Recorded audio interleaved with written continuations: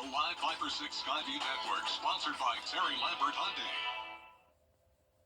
Helene is now a tropical depression and has moved well out of the area, but we're still seeing effects of gusty winds. I'll let you know how long it'll last in your weekend forecast coming up. Now at 4:30, the aftermath of Helene, a state of emergency declared for Georgia's officials assessing the damage. Plus, as the race for the White House continues, we're getting a new program at one of South Carolina colleges that is working to give young men the kind of tools and friendships they need to succeed. Your news at 4:30 starts now. Live from Television Park, this is WJBF News Channel 6 at 4:30. Good afternoon, everyone, and thank you so much for joining us at 4:30. I'm Graham Lee, in for tonight for Dee Griffin. We'll get to those stories in a moment, but first, let's check in with our meteorologist, Sherry Sheely, to update us on the devastating impacts from Helene over the last 24 hours. Sherry? Yes, it has been a rough time for us for probably more than 24 hours, but certainly overnight. But right now, looking at satellite and radar, not much to see here as those clouds are now moving up above us and leaving us with blue skies and clear conditions to see some sunshine. And we can see that on our Terry Lambert Hyundai Skyview cam outside of Television Park. We've got blue skies and just fluffy fair weather clouds there, but it looks like traffic's starting to pick up on those roads, and that is not necessarily a good thing, because even though it looks beautiful out there, there's still lots of debris on the road and lots of hazards. So please try to stay put if you can and allow our first responders and our linemen to do their job and get us back to normal as quickly and safely as possible. So wind gusts still an issue, though certainly much calmer than earlier today. Still coming in from the south-southwest at up to 25 miles per hour, so still very breezy out there. And since the soil is so saturated, even these lower wind gusts could become dangerous and allow more trees or limbs to fall. So we are under a wind advisory. That is the whole entire CSRA until 9 o'clock this evening. So yes, we're seeing improvements, but we are certainly still not quite out of the woods just yet. But the good news is, looking at those wind gusts over the next couple of hours, look, they are diminishing, and by around 10 o'clock, we'll get to a more reasonable value, somewhere between 10 and 15 mile per hour wind gust. Another concern is with flooding. As you can see, there's lots of flash flood warnings across the area. That's all those green polygons all across the CSRA, and those are in effect until further notice. And if we pan up to our north, a lot more action happening up in the upstate of South Carolina and into the mountains of North Carolina, where there's just so much rain falling and flash flood warnings and dangerous situations up that way. But for us back at home, we are going to see improvements through over the next couple of hours. Temperatures in the 80s and into the 70s with lots of sunshine, and notice those winds calming down as we get towards the 8 o'clock hour. So things are looking up, and our weekend is looking nice and sunny. I'll have all the details on what you can expect coming up. Graham? All right, Sherry, thank you. If you've been displaced because of the storms, Augusta's Park and Recreation Department has partnered with the American Red Cross to open 2 facilities. May Park on 4th Street and Henry Brigham on Golden Camp are both open if you need a safe place to stay. Well, Governor Kemp assessing that damage that Helene left behind in Georgia. The 2 areas hardest hit, Augusta and Valdosta. The governor says at least 11 people have died in Georgia, including a first responder. The state has set up 17 shelters, deployed 500 guards, and 1,000 National Guard members on standby to help with rescue efforts. The goal is to rescue multiple people trapped in flooded structures and clear down trees and power lines as water levels start to recede. Hospitals and senior living facilities are the top priority. There's also going to be a long weekend and a lot of work for a lot of people in our state. And I would just tell you to be mindful of that, to be prayerful for those that have lost their life, especially the first responder that was going in to help save a life, and just be wary of a lot of people that are trying to get folks' power back on. And if you're traveling, just be smart. And EMA officials who've been working around the clock asking that you do not go out unless it's absolutely necessary. And if you are having an emergency, please call 911 to report fallen trees. That number is 311. Well, former President Donald Trump and Vice President. Well, both Georgia and South Carolina are getting a major boost in their efforts to bridge the digital divide. South Carolina secured more than $500 million, and Georgia more than $1 billion to expand access to high-speed internet in underserved areas. The money comes from the federal Broadband Equity, Access, and Employment Program, also known as BEAD. The state's plans to use that money to help close the internet availability gap by connecting the final 31,000 individuals currently without access. Well, House Democrats are reintroducing the Child Care Infrastructure Act and the Child Care Workforce Development Act. If passed, the move would include $10 billion for the construction and renovation of child care facilities, as well as a national audit of child care infrastructure in the U.S. The bill also calls for establishing grants for child care facilities, as well as higher education repayment and scholarship programs for child care educators. So we need funding to improve and build those facilities so we can meet that demand and the need that we know is there for childcare. And that's exactly what the child care infrastructure grants in this one of these two important bills will do. House Minority Rep Catherine Clark blasting MAGA Republicans, saying they plan to eliminate Head Start and Early Childhood Education Plan, a move she says would take the country backwards. Well, a new initiative from South Carolina State University aims to support and empower male students throughout their college experiences and help them use their skills beyond graduation. As Victoria Samuels tells us, the university leaders also hope the program will increase the school's retention and graduation rates. Everybody has the same issues. We might not come from the same backgrounds, but however, everyone is here for the same reasons. We're all here to be better in life. The program, My Brother's Keepers, aims to not only help students graduate successfully from the HBCU, but to use the skills that they have learned beyond graduation. Troy Moore is a senior and says having a space where he feels welcomed is important. This program is here to carry you. It's not here to hinder you. It's to build you up in life, to show you what you need, to show you the life skills that you need for becoming a man in the outside world, and how you need to move when it's time for you to graduate, and the opportunities that you can get, the opportunities that you will have. Don't let any obstacles stop you from whatever you plan to do. Continue to be great no matter what comes your way.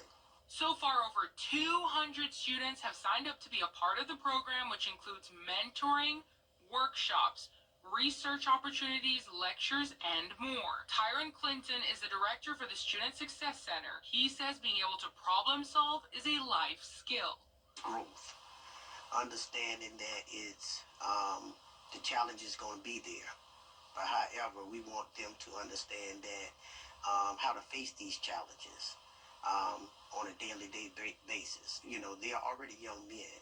We want to prepare them to become a man once they graduate from South Carolina State. Providing resources for male students on campus is a priority for the Student Success Center. We all have issues that's going on, and we want to make sure that we are here for our male students. We want to make sure that if they have issues with finances, they have issues with maybe family issues, there may be mental health issues, we want to make sure we provide the resources here.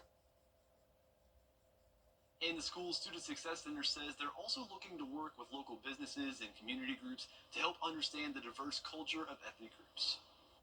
September is Deaf Awareness Month, designed to connect and celebrate members of the deaf and hard of hearing community. NYPD is pulling up in a new vehicle. Coming up, see how this fits in perfectly with the Community Affairs Bureau. It's one of the fly direct to Washington, D.C. from Augusta Regional Airport. NYPD Community Affairs works to build bridges with communities. This month, they're reaching out to celebrate National Deaf Awareness Month. Greg Mocker takes us there. Lights and sirens. The drone is up. Police are on the scene. This gathering doesn't always mean an emergency. The purpose of this mission is education and celebration. I love community affairs because we get to tap into many diverse communities. Detective Angel Familia is with the NYPD's Community Affairs Bureau. This assignment, out of the 4-5 precinct in the Bronx, takes them to a school parking lot in Throgs Neck. The students go to St. Joseph's School for the Deaf. Detective Familia has made a special impression during previous visits because he speaks their language. Both of my parents are deaf, so my first language is American Sign Language. And today we get to come out to these schools, the schools that we have relationships with, and communicate with them. NYPD has to be ready to respond and communicate in many ways. That includes American Sign Language.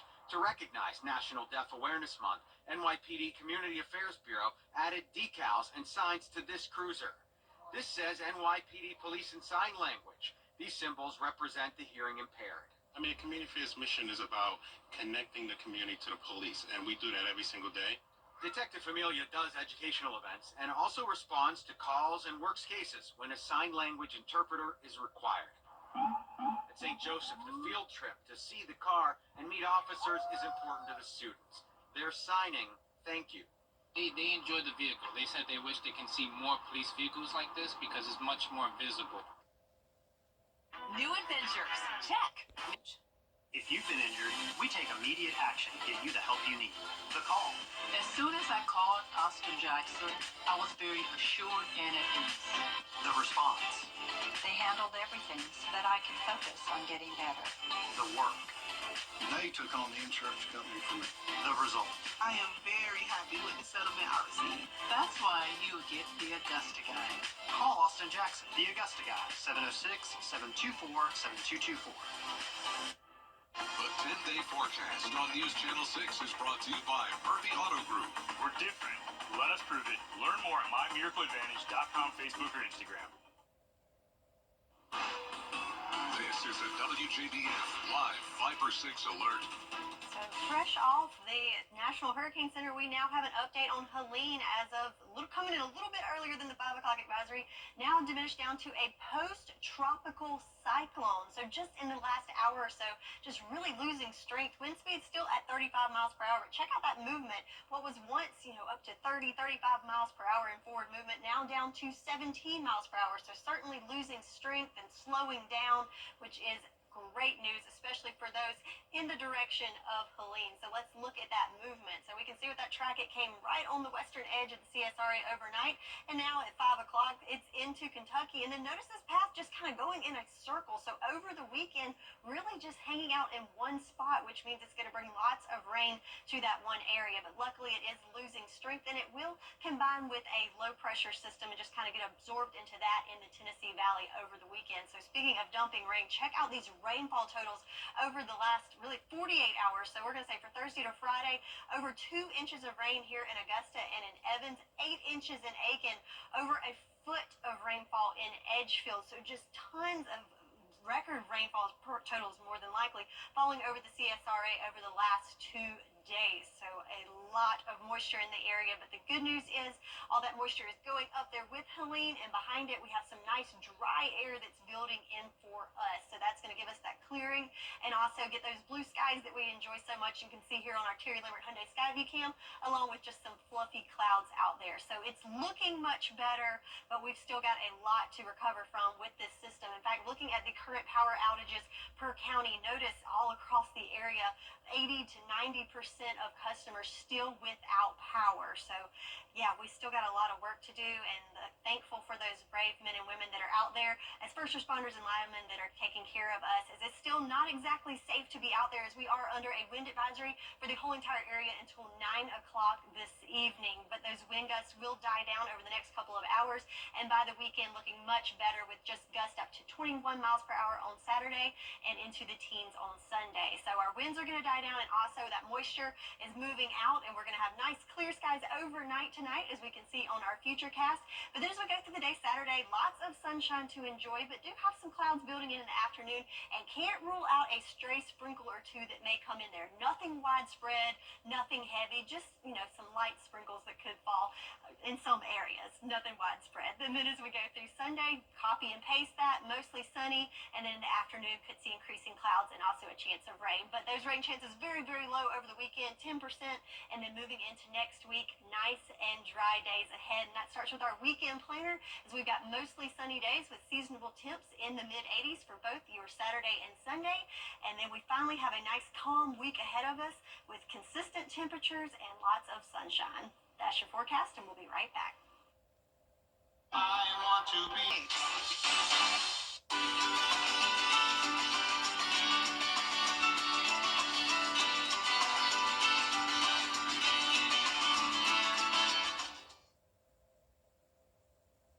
Wildlife photographers live to capture the majesty and nature of the world of animals, and they often capture the quirkier side of that world too.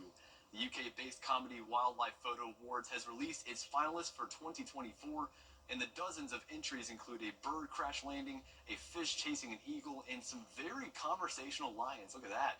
The public can vote on the best amusing moment in nature, and the winner gets a cash prize plus a week-long safari trip in Kenya. How cool is that? And honestly, some bright moments there from those pictures in a dark time, just a devastating time for the Augusta community. So hope that cheered you up this Friday afternoon. Well, coming up next on News Channel 6 at 5, we'll bring you the latest on the damage from Hurricane Helene that is left around the CSRA. In News at 5 with Brad and Jimmy, straight ahead.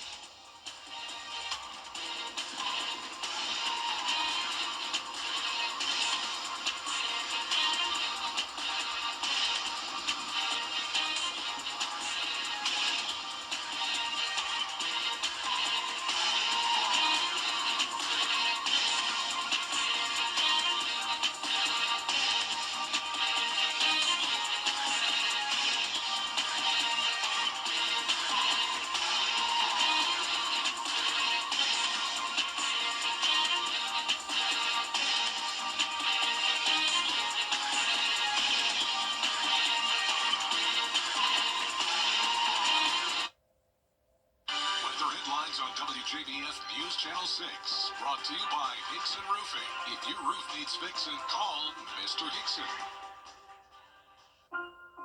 These are real stories. For more than 90 years, Weinberger's Furniture and Mattress Showcase has been serving families just like yours. To show our appreciation and to celebrate our 92nd anniversary, we are offering guaranteed lowest prices to all of our customers. Special financing deals with no interest and a chance to win a $5,000 gift card. Stop by now to enjoy savings in every department. No matter your style or budget, we've got you covered. I've seen it all.